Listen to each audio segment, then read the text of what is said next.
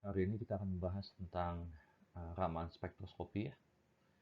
Jadi spektroskopi ini yang banyak digunakan dan biasanya ini untuk melengkapi analisis yang dilakukan oleh FTIR ya, Fourier Transform Infrared Spectroscopy.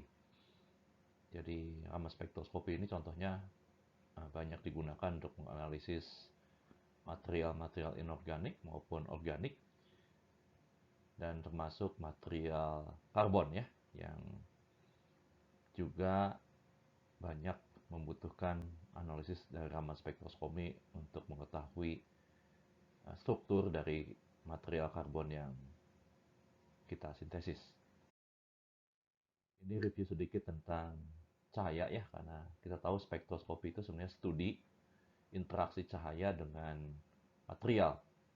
Jadi di sini ada beberapa peristiwa ya yang terjadi. Kalau misalkan kita kotakkan sampel dengan cahaya atau light ya, di sini ada yang kita namakan absorption, reflection, refraction, dan scattering ya.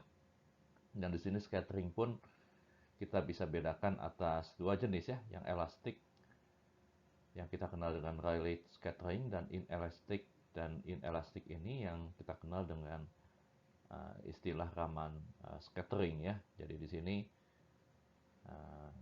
yang kita gunakan terutama jenis scattering yang inelastic ya.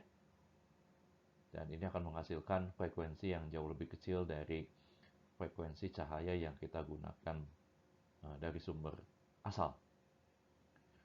Oke, jadi ini review sedikit tentang cahaya ya. Ini energi dari cahaya akan sebanding dengan frekuensi dan berbanding terbalik dengan panjang gelombang ya.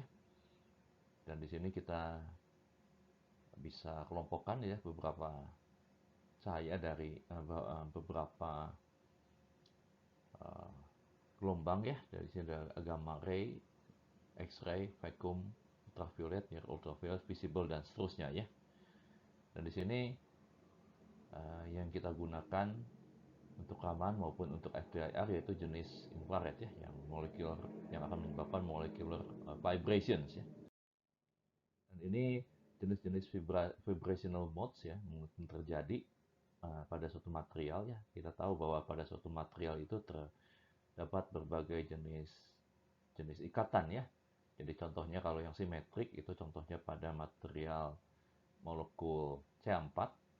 Jadi CH-nya itu tentunya memiliki bonding energi yang sama ya keempat-empatnya. Tapi kalau misalkan ada suatu jenis yang asimetrik, contohnya CHCl3 misalkan, itu akan menghasilkan vibrational modes yang berbeda dengan jenis CH4. Dan ini akan menghasilkan profil Raman spektrum gitu ya, yang berbeda gitu ya, antara berbagai jenis vibrational modes tersebut ya. Jadi di sini ada berbagai jenis vibrational modes. Jadi intinya dengan mengkontakkan cahaya infrared dengan material gitu ya, yang kita amati pada Raman scattering ya deh, itu akan menyebabkan molekul itu akan bergetar atau bervibrasi ya, dan jenis vibrasinya pun itu berlainan jenis gitu ya, berlainan tipenya itu tergantung gitu dari jenis ikatan yang ada pada molekul material atau senyawa tersebut. Ini sedikit histori ditemukan ramalan spektroskopi ini ditemukan sekitar tahun 1928 dan ini Nobel Prize di tahun 1930. Jadi eksperimennya sangat sederhana menggunakan light source, sunlight ya, sampel dan detektor ya. Detektornya berupa lensa di sini.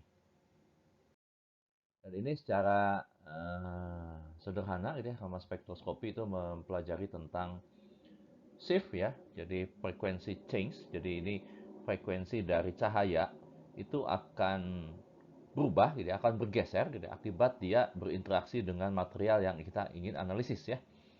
Jadi ramalan spektroskopi itu menganalisis gitu ya perubahan frekuensi dari cahaya yang telah kita kontakkan dengan material. Dan energi dari vibrational mode ini tergantung pada struktur molekul yang bersangkutan ya, dan lingkungan sekitarnya. Dan ini bergantung pada atomic mass, bond order, molecular substituents, jadi makanya bisa mendeteksi misalkan doping ya, dan juga hydrogen bonding ya. Dan ini Raman signal ini lebih lemah 10 pangkat minus 6 gitu ya, dibandingkan dengan cahaya asal ya, cahaya yang kita gunakan. Dan di sini foton tidak diabsorb ya. Jadi di sini kita kontakkan cahaya dengan material, dengan sampel. Yang kita catat nanti yang Raman scatteringnya saja ya, yang frekuensinya itu jauh lebih kecil dibandingkan dengan frekuensi cahaya awal yang kita gunakan. Jadi ini sekilas gitu ya, kalau misalkan kita bandingkan Rayleigh scattering karena dia elastik gitu ya, jadi ini energinya tidak ada yang hilang ya. Tapi kalau untuk thermal scattering, karena frekuensinya itu jauh lebih kecil, kita akan mendapatkan gitu ya, di sini energinya akan berkurang ya setelah kita kontakkan dengan cahaya tersebut dengan material. Dan ini akan menghasilkan Raman spektrum sebagai berikut ya, contohnya ini akan menghasilkan profil yang seperti ini. Dan intensitas dari Raman ini akan sekitar 0,001% dari intensitas cahaya yang awal yang kita gunakan ya, jadi jauh lebih lemah